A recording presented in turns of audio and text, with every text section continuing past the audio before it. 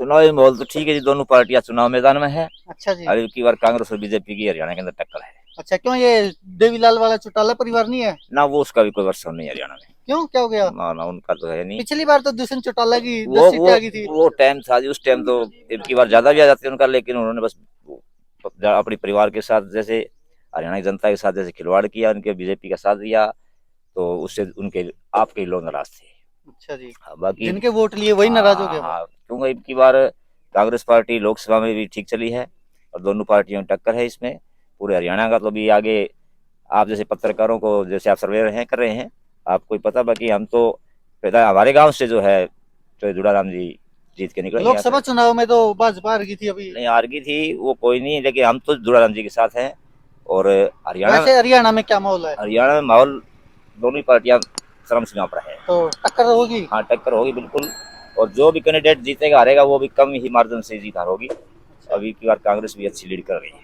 जैसे लोकसभा चुनाव में 5 सीटें जीत गई कांग्रेस, हाँ उसी तो से उसका क्या कारण रहा है? उसका कारण ये है कि 10 साल तो चौधरी भूपेंद्र सिंह हुड्डा ने भी अपना काम ठीक किया था हरियाणा के अंदर। अच्छा कोई जी। जनता के साथ भेदभाव नहीं किया था। लाइट अच्छा। की बात है, पानी की बात है, हालांकि बढ़िया काम किया। तो लोग क्या उब गए 10 साल से भाजपा की सरकार में? नहीं अब नहीं, बीजेपी की सरकार है तो इसमें मतलब हमारे तो जुड़ाराम जी है, हमारे लिए सब काम ठीक कर रहे हैं। अच्छा जी। जो भी गाँव की विकास कार्य है, पक्की गलियां हैं, अभी भी खाड़ बन रहे हैं, मौके पे चल रहा है काम। और ये है हर टाइम 24 घंटे यहाँ रहते हैं तो पानी। किसान मजदूरों के लिए कैसी रही भाजपा की सरकार 10 साल में? किसान नहीं, भाजपा की सरकार किसानों के लिए देखो क्या है, किसान क्या करे, कुछ तो हर आदमी को सोच समझ के चलना पड़ेगा। जैसे भी किसान को अगर बीज नकली मिल गया तो इसमें प्रधानमंत्री मोदी यहाँ के एकदम उसका कैसे वो कर लेगा। वो विपक्ष कह रहा है कि ये इलेक्ट्रोल बॉन्ड खरीदते इसलिए नहीं, कंपनियों की जांच नहीं करते। खरीद कंपनियों की जांच करनी चाहिए, किसान को बढ़िया बीज, किसान के पास क्या खेती करता है किसान और मजदूर, इन पे सरकार सरकार चलती है। अगर मजदूर का काम ठीक है, किसान को बीज सही मिले और जिसको टाइम पे मिले, उसकी खेती ठीक हो जाए और उसकी जो खेती होती है उसका जो फसल है उसका भाव किसी रेट पे अगर सरकार ने तय कर दिया तो मंडी के अंदर एसोसिएशन बाणी है बकाल जो है उससे कम रेट में नहीं ले, रेट बढ़ के ले तो उनकी इच्छा है। सरकार अगर किसी चीज का 5 रुपए मूल्य तय करती है तो प्राइवेट कंपनी को 4 रुपए लेने का हक नहीं है। तो क्या लग रहा है जो बढ़िया। किसान एमएसपी की मांग कर रहे हैं वो हाँ सही है? वो सही है, उसमें तो मतलब होना चाहिए। शायद प्रधानमंत्री जी कह रहे हैं, कोशिश कर रहे हैं तो होगा, ऐसा कोई बात नहीं, मोदी जी होंगे तो सब कुछ होगा। मोदी जी ने ही दावा किया था ना कि हाँ एमएसपी देंगे होगा किसानों होगा को। देश को लेकिन दी तो नहीं है, 10 साल हो गए। देंगे, सारी कुछ हो गया, करेंगे, सब कुछ करेंगे। अच्छा जी। मेन देखो क्या करे करने वाला। अब किसी दुकान के ऊपर गायकों की लाइन लग जाती है ना, तो गायक भी दुकानदार भी थोड़ा टाइट हो जाता है। अच्छा जी। अपने क्या है कि क्या करे, बेरोजगारी ज्यादा चरम सीमा पर है। हरियाणा पहले नंबर पे आ गया बेरोजगारी में तो। हरियाणा क्या पूरा इंडिया चरम सीमा पर है। क्यों कि बढ़ती हुई जनसंख्या देश का एक हिस्सा है।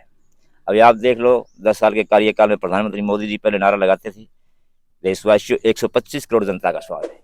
मोदी जी के कार्यकाल के अंदर जनसंख्या 150 करोड़, कहाँ 15 लाख जो लोग बड़े हैं वो कहाँ जाएंगे। इसी हिंदुस्तान की धरती से अनाज पानी लेंगे ना तो बढ़ोतरी तो होगी। जनसंख्या, Indian population with great speed, so he danger of fire फेमाई।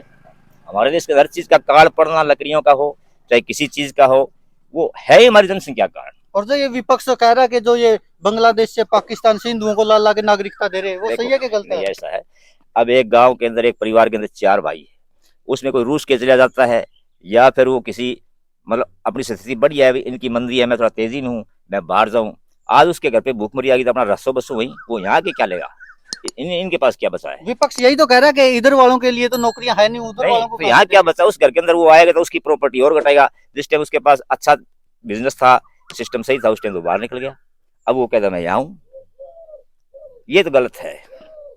अगर कोई कहीं जाके बसे, उसको यहाँ ले, वो अपनी धरती पर गया जिस टाइम, अब अपना अच्छा मंदा तूफानों में बरसात में अपना जीवन यापन करें बस। तो ये गलत है जो इधर ला के नागरिकता दे रहे हैं। बिल्कुल नहीं। इसी देश की जनसंख्या आ गई, अनकंट्रोल हो रही है तो इतनी पब्लिक इस धरती के ऊपर अनाज यहीं से लेगी, सारी चीज यहीं से उसको देगी, तो चीजें यही है इसी में घटनी है, तो यही महंगाई का कारण है। और जो ये और अग्निवीर योजना लेके आई सरकार, ये ये कैसी है? देखो ऐसा है कि इतनी ज्यादा आपको मैंने आपको बता दी भी, जनसंख्या इतनी बढ़ रही है, बेरोजगारी इतनी है, तो इसके अंदर क्या है, एक आदमी को नौकरी मिलती है, 60 साल की एज तक रिटायर नहीं होता, 60 साल तक युवाओं की संख्या कितनी हो जाती है, तो 4 साल गलियों में वैसे निकल जाएंगे, घूमने फिरने से कुछ नहीं बनता।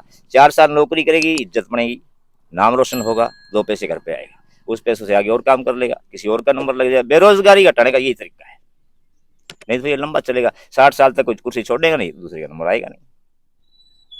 तो ये देख ये सकते भी हैं ठीक है, दोस्तों, ये भी ठीक है, इसमें क्या दिक्कत है। ये फतेहाबाद विधानसभा का नौकरी खजूरी जाटी नौकरी गांव है, ठीक है। जहां पर लोग भारतीय जनता पार्टी से खुश भी है, तो वहीं किसानों की नाराजगी भी जाहिर कर रहे हैं। और बहुत सारे लोग ऐसे मिल रहे हैं जो कह रहे हैं कि हम भारतीय जनता पार्टी से तो ज्यादा खुश नहीं है, लेकिन दूड़ाराम जी से काफी संतुष्ट हैं। आइए जानते हैं और क्या कहती है फतेहाबाद की जनता।